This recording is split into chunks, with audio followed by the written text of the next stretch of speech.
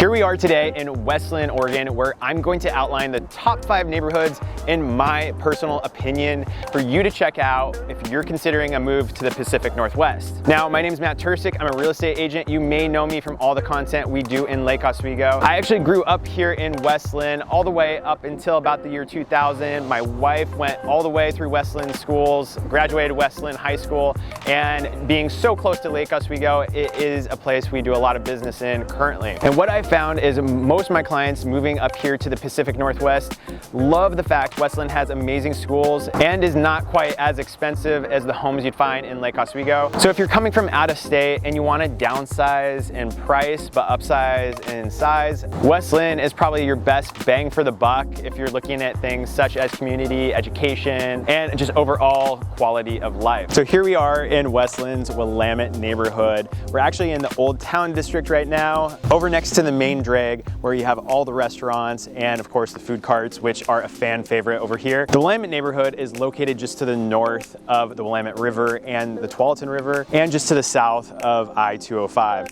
So you have great freeway access. You're located on the bottom side of the hill right here. And so in terms of houses in this neighborhood, as you can see behind me, this particular section is called Old Town. Most of these homes were built in the early 1900s. So we're talking 1910 to 1930. And there's actually 9 active listings in this whole neighborhood, ranging from $575,000 all the way up to $2.2 million. Then over the last year, there's been 62 sales ranging from $465,000 all the way up to $1.5 million, with an average sales price of $722,000. There are other subdivisions within the neighborhood with newer construction homes, so you get a good variety of architecture, which I like. And in addition to all the food options, there are a ton of amenities such as shopping, groceries, coffee, and of course parks and rec, which we'll talk about next. Then come with me down this way. Down the hill directly next to the Willamette River, you have Willamette Park where you can launch your boat. There's also tons of amenities for kids like play structures and of course picnic tables.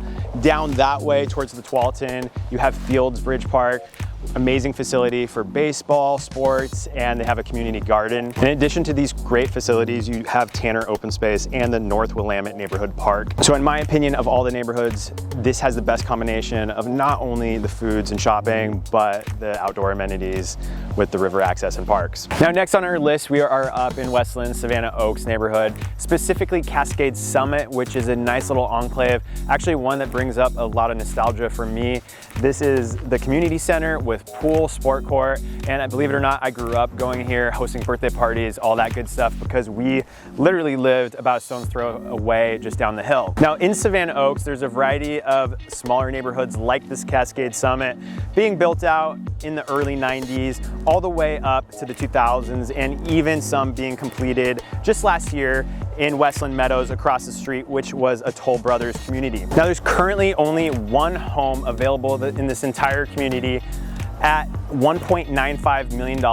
This is in one of the nicer Cascade Terrace subsections of the neighborhood behind beautiful gates. And over the last year, there's been about 76 sales ranging anywhere from about $500,000 all the way up to $1.8 million. So the average sale price of all 76 was $1,075,000, and that's what I would come to expect here in a neighborhood like Cascade Summit. Now the style of homes are pretty traditional, being that they were all built in the early 90s. Many have been remodeled and updated since, and overall everyone takes fantastic care of their homes. And in addition to the community center adjacent to me right now, there's also a retail center that is walking distance with your staples such as Safeway and Starbucks. All right, and for our next location, we are on the top of the hill in Hidden Springs. Hidden Springs is a neighborhood filled with traditional style homes, late 80s, early 90s. And why I like it a lot is because you're at the top of the hill, many of them actually feature views of Mount Hood.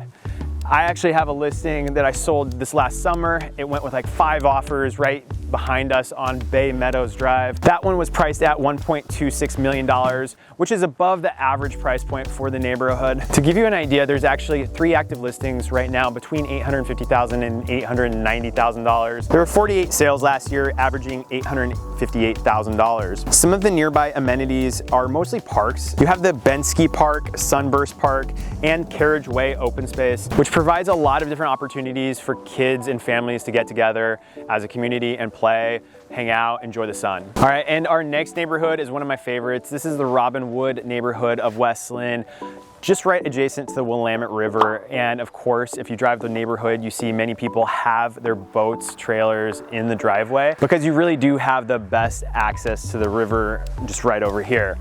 You have the Cedar Oak boat launch as well as Cedar Island Park where you can walk out, go over a bridge and literally walk the walking trails on an island in the Willamette River. Very cool. And then we're also adjacent to Mary S. Young Park, which has amazing spaces for fields. I'd say that's one of the main parks where they host a lot of the kids' ball games, community events, picnics, things like that. And then there are walking trails that go all the way down to the river and you can walk out on the jetties and enjoy the sights and sounds there. In terms of the houses here in the neighborhood, as you can see behind me, there's a variety of different styles. Most of it was originally built out in the 1950s and 60s and either remodeled over time or made way for newer construction homes that are now popping up all over the neighborhood. There's currently 3 active listings ranging from $500,000 all the way up to $1.5 million. And last year there were 52 sales in the neighborhood ranging from $438,000 all the way up to $1.95 million, which is a home we actually sold over at 3588 Robin View Drive. And because of the proximity to Lake Oswego, I'd expect this neighborhood to be one that has strong appreciation over the next few years. They've also got Cedar Oak Elementary, which is a brand new school facility located right here within the neighborhood. It's great because all these streets are very quiet and your kids can actually walk to school. I would definitely say that if you're into walking, this is hands down one of the best neighborhoods to do that in West Linn. All right, and wrapping up, as you can see, the sun is setting and we are in more of a rural setting. We are in West Linn's Stafford neighborhood. Geographically, Stafford is by far the largest area, going all the way from the south end of Lake Oswego down and across 205. What makes Stafford unique is the lot size. For most of the neighborhood, you are outside of the urban growth boundary, meaning there's a minimum lot size of about 2 acres. The most common lot size that you see out here though is closer to 5 acres. And it's very common for people to utilize that acreage. Whether it's a Christmas tree farm, pumpkin patch, or growing some type of crop or flowers, you can utilize a property tax deferral when you use it for a business purpose. So it's very lucrative, especially on these higher priced homes. I would say Stafford is home to some of the nicer homes in West Linn, really because of the lot size, the privacy that it affords. There's actually been 2 Street of Dreams developments, which is a builder show. You can see behind me, this one was developed in 2013, and it includes a house that we just put one of our buyers under contract on that was former Trailblazer CJ McCollum's. And then the other Street of Dreams was over at Tumwater, where they have a private vineyard and tasting room. That one happened in 2015 and is home to some of the nicest listings hands down in the West Linn Stafford area. In addition to that Tumwater vineyard, there are a lot of private vineyards. Right across the street from here, you have Oswego Hills Vineyard, which has a great tasting room and is very reasonably priced. If you wanna just go enjoy an afternoon tasting in the fields, I highly recommend it. In addition, what I like about this location so much is your proximity to Lake Oswego. You are literally just a 5-10 minute drive depending on which part you're at. And then 205 provides easy access to the airport. It's literally just a 25-30 minute drive, making it one of the most unique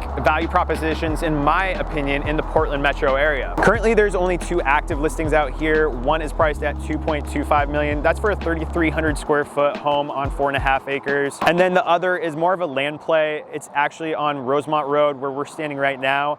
It's closer to 29 acres and priced at $4.6 million. I see a lot of people investing into some of these larger acreage sites for the very purpose of, we don't know when that urban growth boundary expands and you can further develop this land. Over the past year, there were 26 sales.